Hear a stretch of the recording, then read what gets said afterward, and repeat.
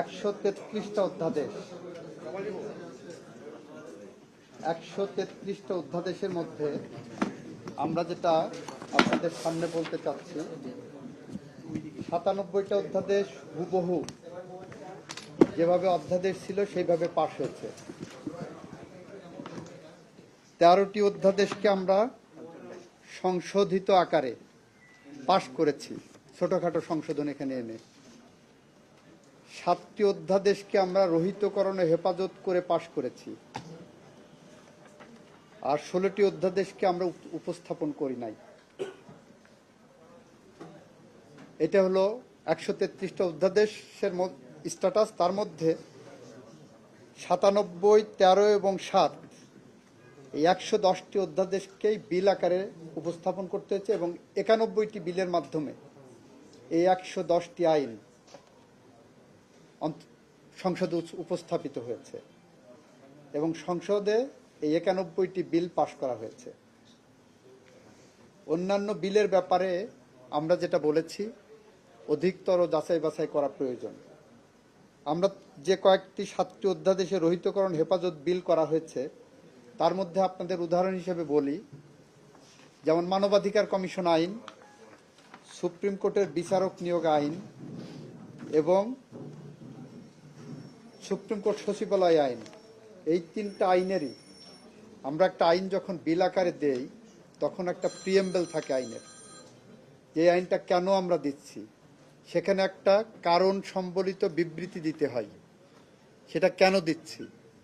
এই বিলগুলোর মধ্যে ক্লিয়ারলি আমরা বলেছি, যেমন জাতীয় মানবাধিকার কমিশন অধ্যাদেশের বিলে বলেছি, যেহেতু জাতীয় মানবাধিকার কমিশন অধ্যাদেশ 2025-এর বিষয়ে সংশ্লিষ্ট স্টেক হোল্ডারদের সহিত অধিকতর পরামর্শ যাচাই বাছাই করা প্রয়োজন।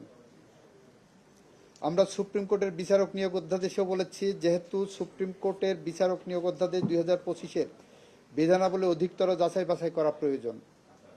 এবং সুপ্রিম কোর্ট সচিবালয়ের বিষয়েও বলেছি, যেহেতু সুপ্রিম কোর্ট সচিবালয় প্রতিষ্ঠার প্রয়োজনীয়তা বিষয়ে সংশ্লিষ্টদের সহিত অধিকতর পরামর্শ ও যাচাই বাছাই করা প্রয়োজন।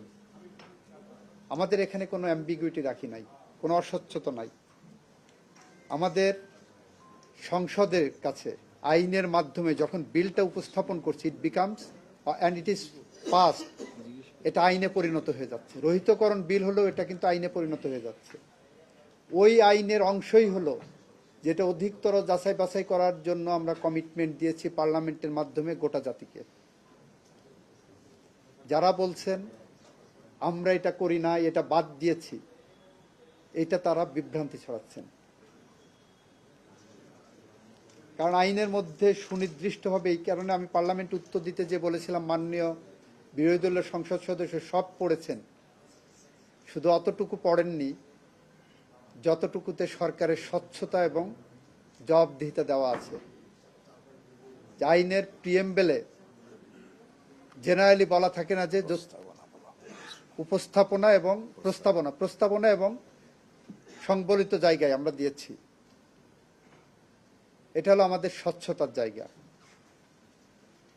ইতিমধ্যে আমাদের মাননীয় স্বরাষ্ট্রমন্ত্রী বলেছেন, গুম কমিশন নিয়ে যে কথাটা উঠেছে, আপনি গুমের ডেফিনেশন অন্তর্ভুক্ত করলেন আইসিটি একটা আইন পাশ করে,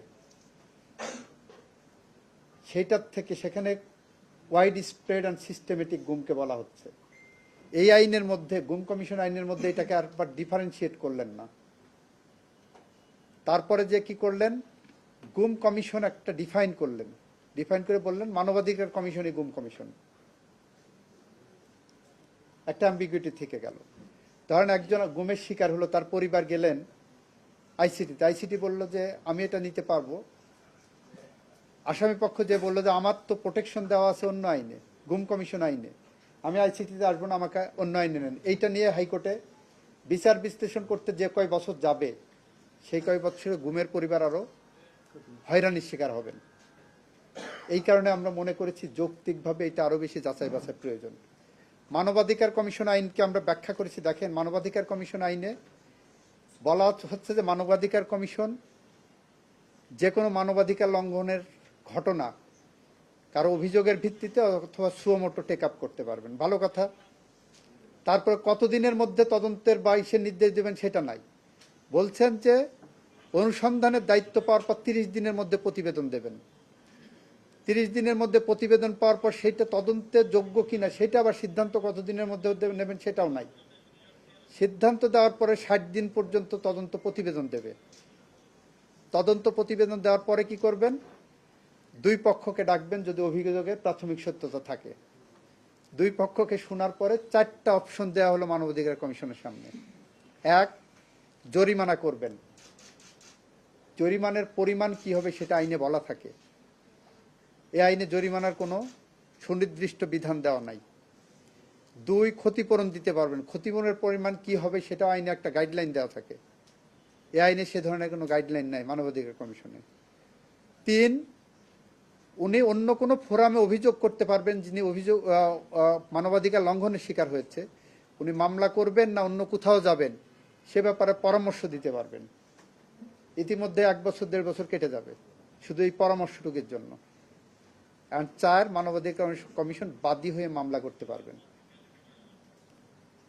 তো এক ব্যক্তি একই সংস্থা যখন দুই পক্ষকে ডেকে শুনানি করে একটা জিনিস নিষ্পত্তি করছেন কোয়াসি জুডিশিয়াল অথরিটি হিসাবে, এরপর উনি মামলার বাদী হচ্ছেন, এই আনাবুনিগুলো প্রশ্ন আসবে আইনে, এবং যারা মানবাধিকার লঙ্ঘন করবেন তারা এটা সুযোগ নেবেন। আমরা বলেছি এইগুলো যাচাই বাছাই হওয়া প্রয়োজন।